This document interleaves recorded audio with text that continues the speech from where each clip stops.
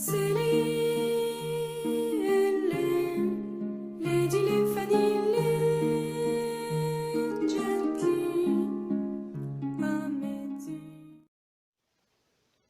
palabra paurópodos proviene del latín paurópoda.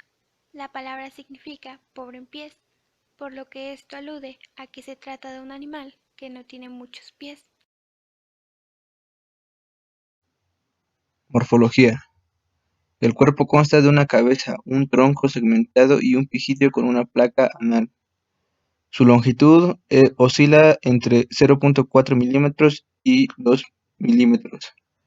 El tronco posee de 9 a 11 pares de patas marchadoras en los adultos, con 5 o 6 artejos. Su morfología externa. Consta por una cabeza subtriangular, posee 2 antenas en posición anterior, 2 órganos postantenales situados lateralmente. La superficie tergal cubierta usualmente de numerosas sedas situadas en 4 filas o en algunos casos distribuidas irregularmente.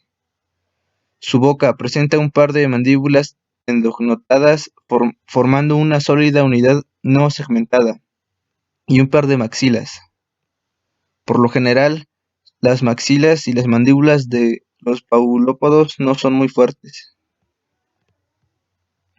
También tiene antenas, están formados por 4 artejos. Los órganos postantenales temporales u órganos de Tomosbari se encuentran en las zonas laterales de la cabeza, detrás de las antenas, en un área bien definida, delimitada en la mayor parte de las especies por una línea muy neta.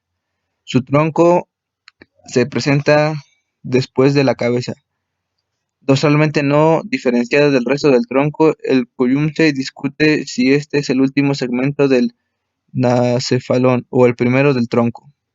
Presenta 12 segmentos en la zona dorsal y un número de tergitos que puede ser 6, 9 o 10 en Tetramerocerata, 6 a 12 en Hexamerocerata. El número de pares de patas marchadoras es de 6 a 10 en el primer caso y de 11 en el segundo. Las patas de los paurópodos tienen una inserción lateral, lo cual les permite tener apéndices más largos que en el caso de la inserción ventral, y por lo tanto la zancada será tan larga como permita la longitud de la pata. Las patas poseen 5 o 6 artejos: coxa, trocánter, fémur, tibia, pretarso y tarso. Su morfología interna. El sistema nervioso se compone ventralmente. El cerebro posee 3 pares diferenciados: protocerebro, deutocerebro y tritocerebro. Su tubo digestivo es más o menos recto. Comienza en la boca. La mayoría de las especies presentan las piezas bucales poco desarrolladas. El sistema circulatorio está poco desarrollado. El corazón es longitudinal, con ostiolo metaméricos y carece de septo pericardio. El sistema arterial es más o menos complejo. El endoesqueleto está constituido por opodemas poco desarrolladas en general, y el cuerpo es bastante rígido. El aparato genital. Hay separación de sexos. Los orificios genitales se abren en ambos sexos entre los coxas del 29 par del segundo al noveno par de patas.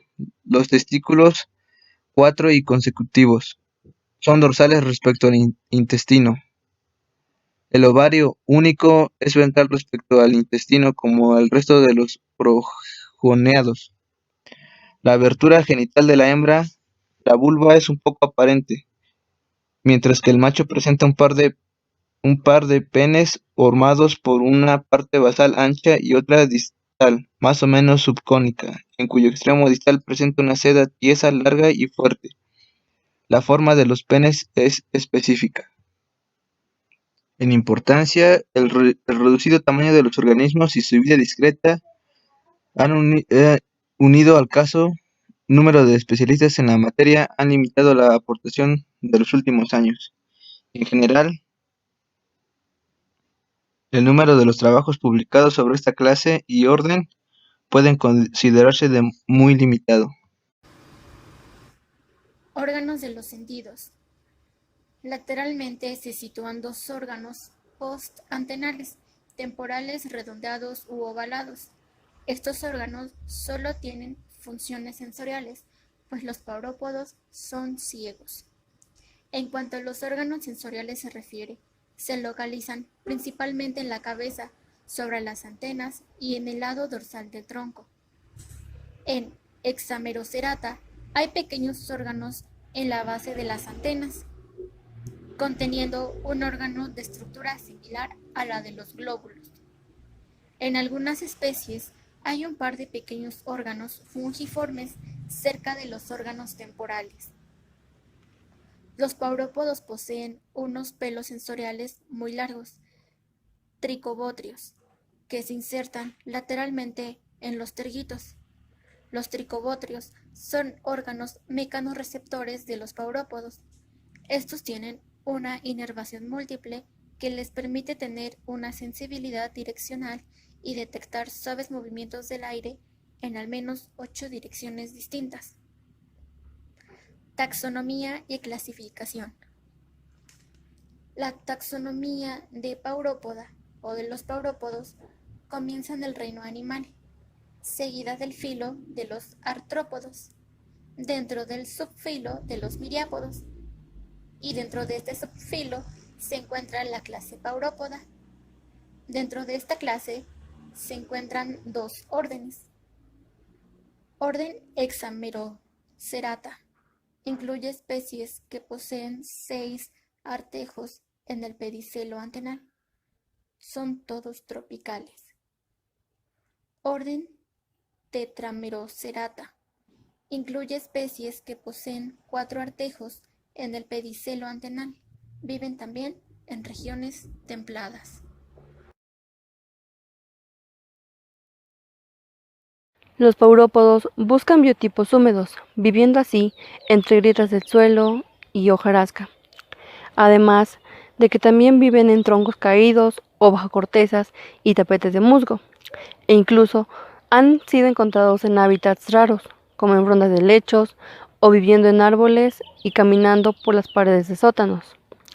Los paurópodos viven huyendo de la luz, es decir, que son lucífugos. Estos se alimentan de hongos o de sustancias semilíquidas resultantes de la descomposición de plantas o animales, siendo así animales aprobios. La reproducción de Paurópoda es sexual. Dentro de cada especie se concentran los dos sexos por separado y son progoneados. Las gónadas comunican con unos orificios que comunican con el exterior, localizados en las coxas que suelen encontrarse en el segundo segmento. En la mayoría de las especies no se presenta un dimorfismo sexual, aunque en las especies de Decapauropus existen algunas pequeñas diferencias en la placa anal y en la estructura del pigidio. La mayoría de las especies de paurópodos son muy sensibles al aire seco y prefieren los ambientes húmedos. Sin embargo, la resistencia a las temperaturas tanto altas como bajas es notable, pero sus poblaciones son muy escasas. Algunas especies pueden resistir las bajas temperaturas de los inviernos, tales como en Siberia, Alaska o Nepal. A pesar de ello, el número de especies disminuye en gran medida en las zonas donde las temperaturas son tan críticas. Por ejemplo, Noruega, Suecia, Finlandia.